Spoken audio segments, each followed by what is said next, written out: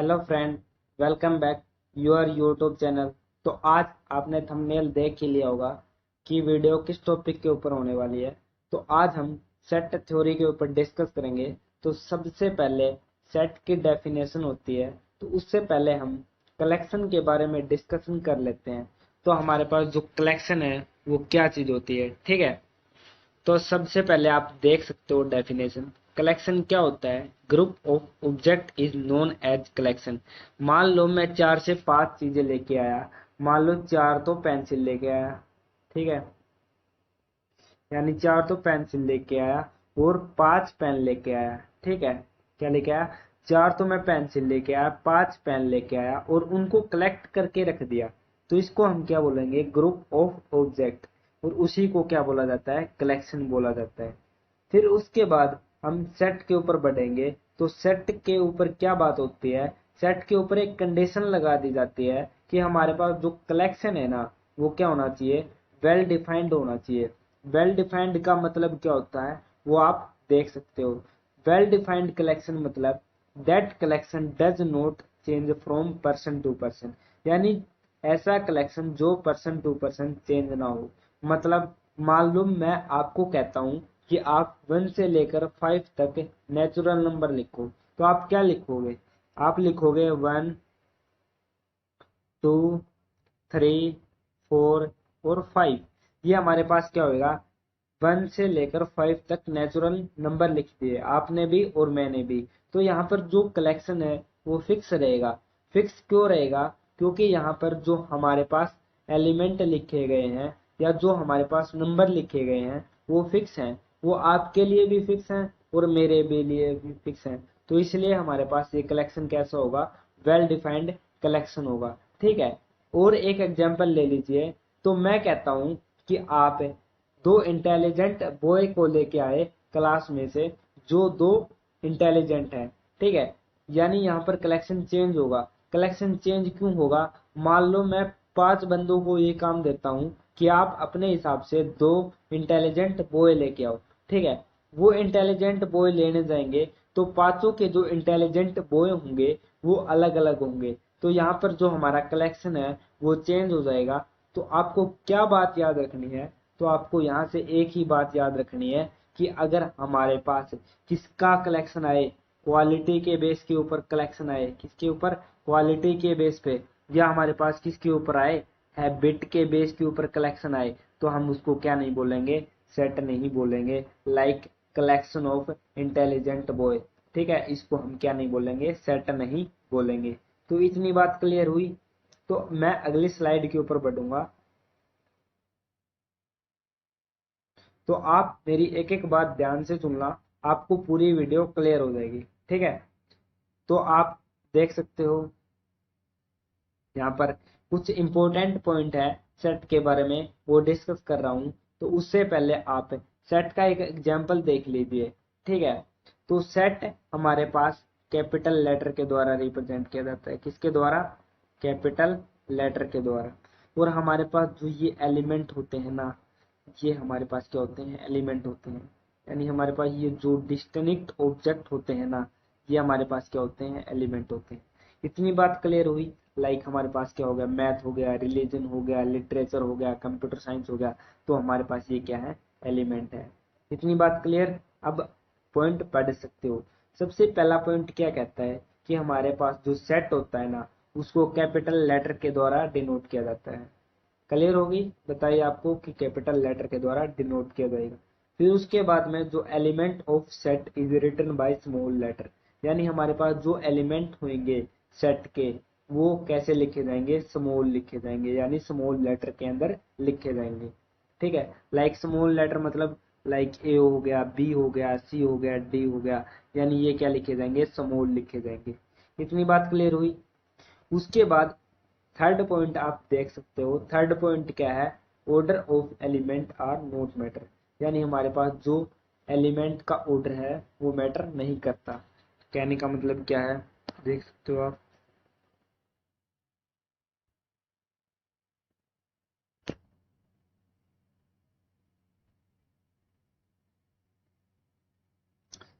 कहने का मतलब देख सकते हो आप। यानी मान लो मैं ये सेट लेता हूँ, क्या ले लिया, 1 2 3 ले लिया, ठीक है। फिर से मैं क्या लिखता हूँ, 2 1 3 लिखा हूँ, ठीक है। यानी ये दोनों सेट इक्वल होंगे। क्यों इक्वल होंगे, हमारे पास जो एलिमेंट का ऑर्डर है वो मैटर नहीं करता, चाहे पहले आप 1 लिखो चाहे पहले आप 2 लिखो, लेकिन आगे चैप्टर के अंदर आपके पास मैट्रिक्स आएगी, वहां पर आपका एलिमेंट मैटर करेगा कि उसकी पोजीशन क्या है, ठीक है। इतनी बात क्लियर हुई, यानी आपका थर्ड पॉइंट क्लियर हुआ। फिर उसके बाद में क्या होएगा, फोर्थ पॉइंट आप पढ़ सकते हो। फोर्थ पॉइंट के अंदर आपके पास क्या डिस्कस कर रहा है, फोर्थ पॉइंट के अंदर आपको कह रहा है कि हमारे पास जो रिपीटेशन है इज नॉट अलाउड।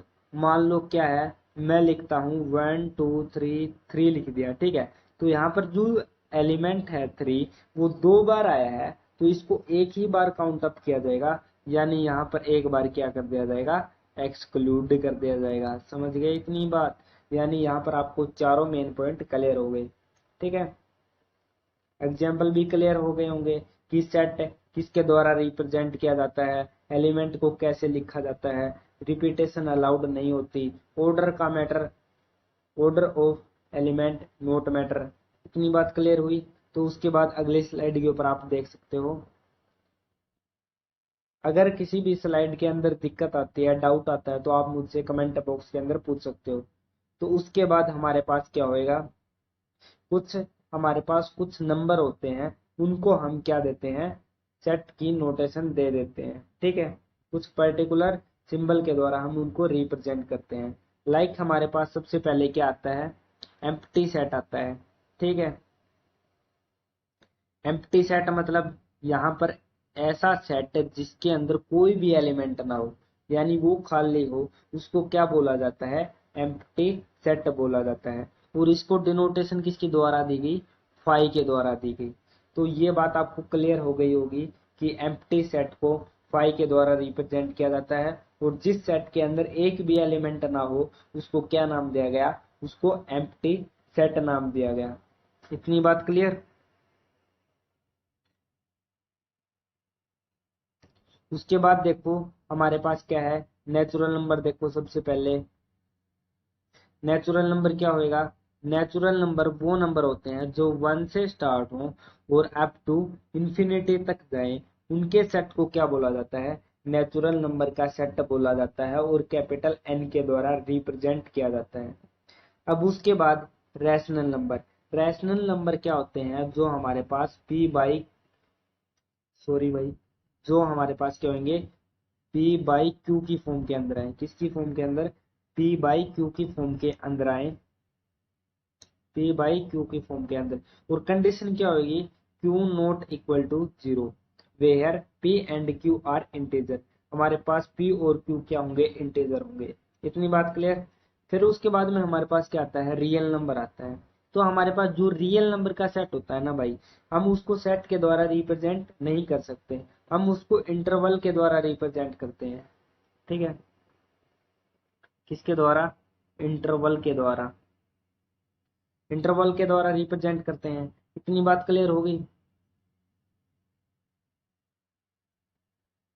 फिर उसके बाद में हमारे पास क्या आता है, उसके बाद में हमारे पास इंटीजर का सेट आता है। इंटीजर का सेट मतलब हमारे पास एक नंबर लाइन होती है, ठीक है। नंबर लाइन के ऊपर ये क्या होता है, 0 होती है। यहाँ पर क्या होता है, -1 होता है, और ये इंफिनिटी तक जाता है। कहाँ तक, इंफिनिटी तक, माइनस इंफिनिटी तक, ठीक है। ये आप देख सकते हो, माइनस इंफिनिटी तक जाएगा, और ये प्लस इंफिनिटी तक जाएगा, ठीक है। ये 1 हो गया, ये 2 हो गया, ठीक है। यानी एक नंबर लाइन के ऊपर जितने भी क्या होंगे, नंबर होंगे, कंप्लीट नंबर होंगे, उनको हम क्या बोलेंगे, उनको इंटीजर बोलेंगे, और उनके सेट को जेड के द्वारा रिप्रेजेंट किया जाता है। फिर उसके बाद में हमारे पास क्या बच गया, कॉम्प्लेक्स नंबर का सेट बच गया। कॉम्प्लेक्स नंबर का सेट क्या होता है, कॉम्प्लेक्स नंबर क्या होता है, ए प्लस एटा बी टाइप का होता है। किस टाइप का, ए ए प्लस आइटा बी टाइप का होगा, ए प्लस आइटा बी टाइप का होगा, ठीक है। ये हमारे पास क्या होता है, कॉम्प्लेक्स नंबर होता है। और जो हमारे पास कॉम्प्लेक्स नंबर का सेट होता है उसको कैपिटल सी के द्वारा रिप्रेजेंट किया जाता है, तो इतनी बात क्लियर हो गई होगी। अब अगली स्लाइड के ऊपर जाता हूं मैं। अगली स्लाइड के ऊपर क्या बात करेंगे, हम सेट की रिप्रेजेंटेशन के ऊपर बात करेंगे कि हमारे पास जो सेट है उसकी रिप्रेजेंटेशन कितने टाइप से होती है, कितने टाइप से उसको रिप्रेजेंट कर सकते हैं।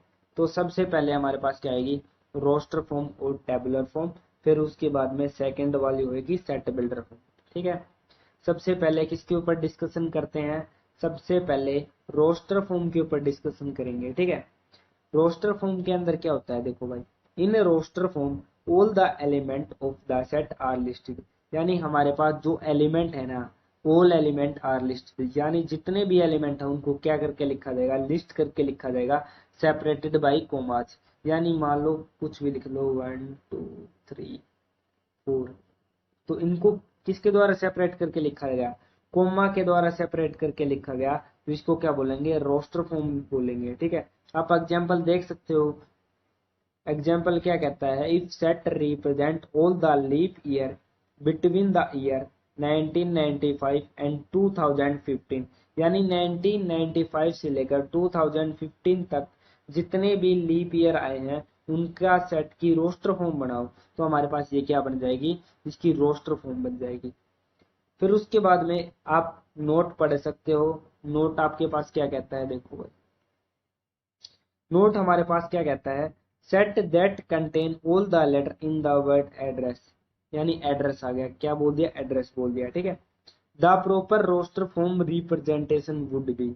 यानी जो हमारे पास क्या है, एड्रेस है, उसकी क्या पूछ ली, उसकी हमारे पास क्या पूछ ली, रोस्टर फॉर्म पूछ ली, किस वर्ड की, एड्रेस वर्ड की।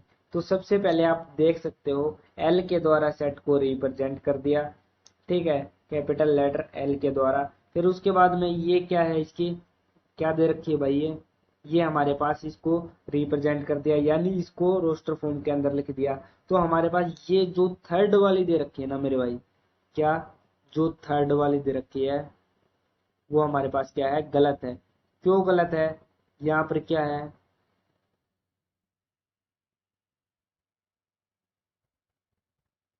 जो हमारे पास थर्ड वाली है वो गलत है।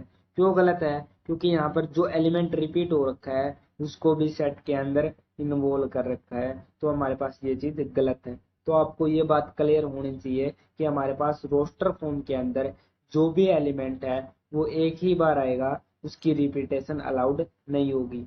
ठीक है, इतनी बात क्लियर। रोस्टर फॉर्म के अंदर अगर कोई डाउट हो तो पूछ लेना। अब हम बढ़ते हैं सेट बिल्डर फॉर्म की तरफ।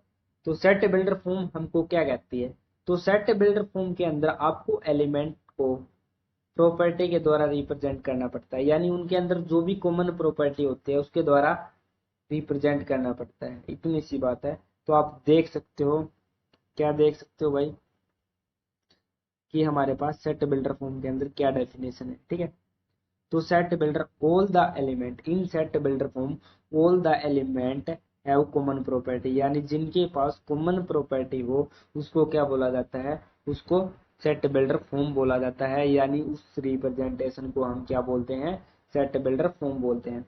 This property is not applicable to the object that does not belong to the set. यानी ये कहने का मतलब क्या है, यहाँ पर जो एलिमेंट है उस प्रॉपर्टी को सेटिस्फाई नहीं करेगा वो सेट के अंदर बिलोंग नहीं करेगा। देख सकते हो आप ये बात, इतनी बात क्लियर। तो उसके बाद मैं आगे बढ़ता हूँ।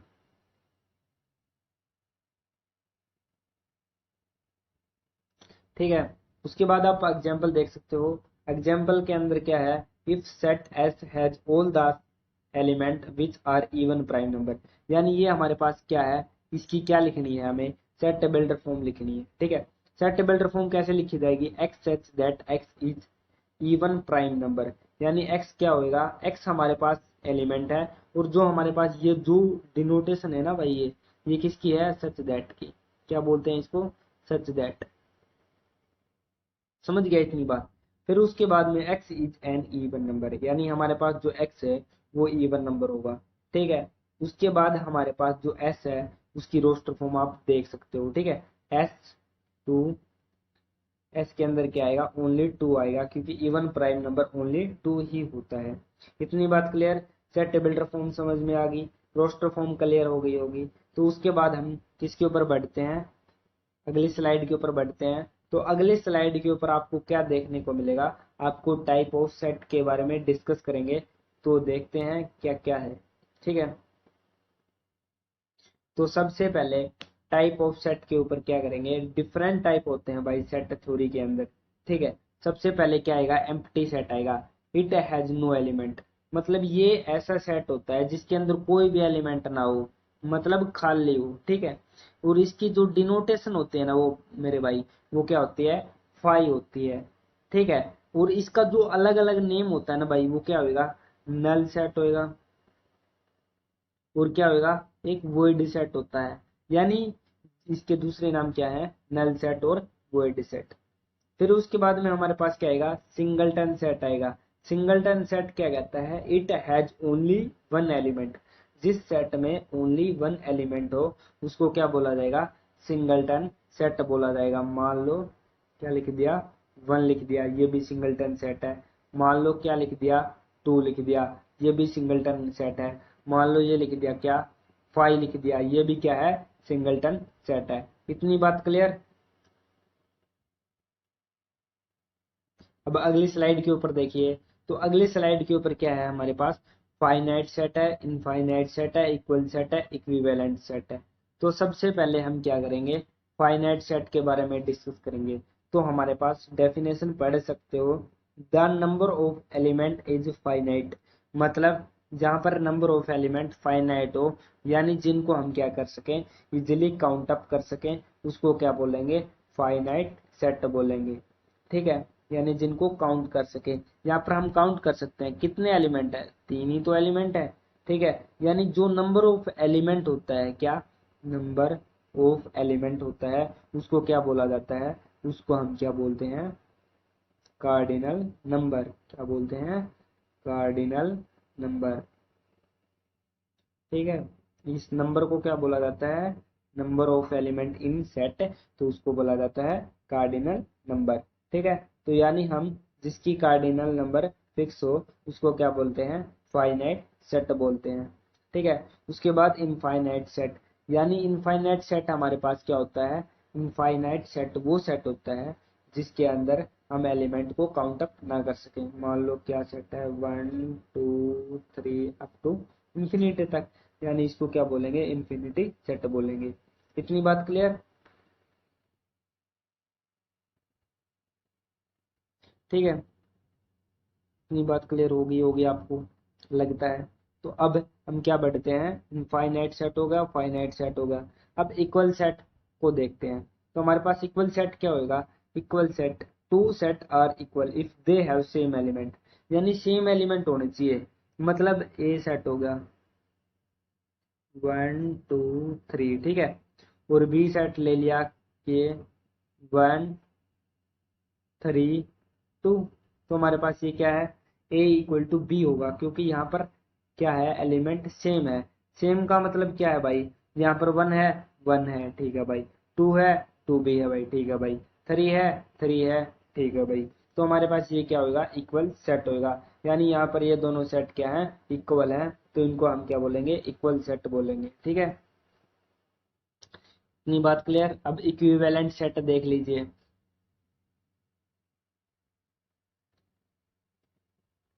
तो हमारे पास जो इक्विवेलेंट सेट है वो क्या होता है, देखो भाई, इसके अंदर जो हमारे पास कार्डिनल नंबर है वो सेम होगा।